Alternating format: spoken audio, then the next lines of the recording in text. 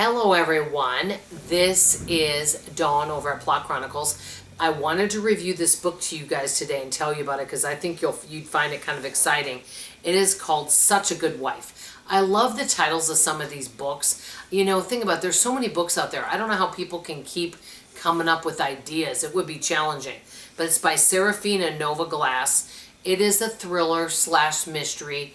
It definitely kept my interest, and I'm going to share with you guys briefly what it's about. Anyway, it's about this woman who's a good wife, stay-at-home mom. She has a teenage daughter and a son, and her son kind of has some special, needs. I don't know if you would say he was autistic, whatever, but he has some special needs, so he needs a little extra TLC and care. And, she's a wonderful mom. And she has a sweet family. The husband's a very loving, wonderful guy. Well, she stays home. And not only that, his mother, who I think has some dementia, I'm not sure, she caregives her. So she lives with them, okay? And so that's part of it. But you don't hear a lot about the mother throughout the story, just a little bit, but you don't hear a lot about it. But anyway, this woman, like I said, she's this good wife. Her husband's encouraging her to get out. Hey, you're at home all the time. Get out and go do something. And I guess she wants to write, okay? And so she joins a writing group.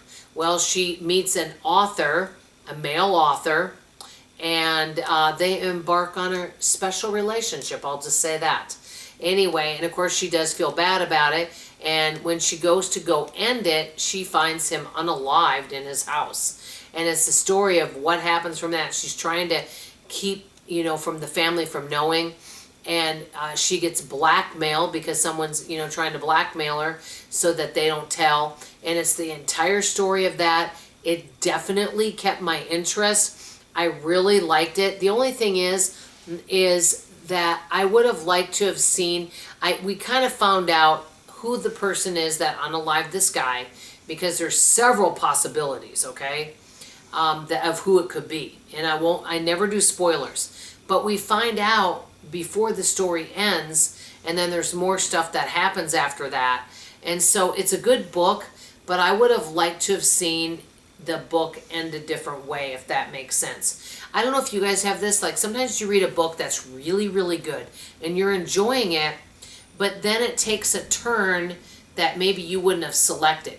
I've heard of some books that do this, and I think this would be interesting to write a thriller and have it in two different ways and say, go to this page if you want to read ending number 1, or go to this page if you want to read ending number 2 and see, how it ends. The last few thrillers that I've read, actually in March, a few of them, I already kind of figured it out. Many times I can't. Like a lot of times Frida McFadden's books, I never know what way she's going with them. And I like somebody that keeps me on my toes where I don't know what's going on.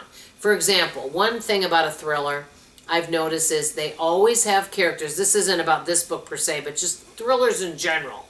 They always have some characters that are what I call unsavory characters. And so I think the author thinks that you're going to think that the unsavory, quote, bad character is the one that, is guilty, okay? But most of the time they're not. Have you guys noticed that? But anyway, I love all different kind of twists and turns, and I do think that this book definitely kept my interest. And so, does the husband find out, or is she able to keep the secret? Who ended up being the person unalive, and who's the person that's blackmailing her?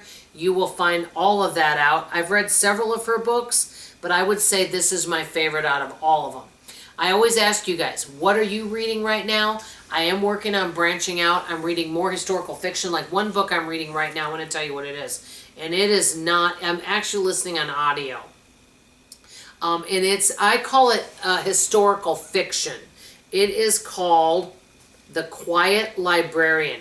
By the way, can you guys tell I'm loud? Could you imagine me working in a library? I know. You're probably going, no, I can't. But basically, it's about a woman that comes over from America, from Bosnia. And, she lived in the early 90s. And it's kind of a little bit about the war with Bosnia and Serbia. And it's very well done. But it's very different than the books I normally read.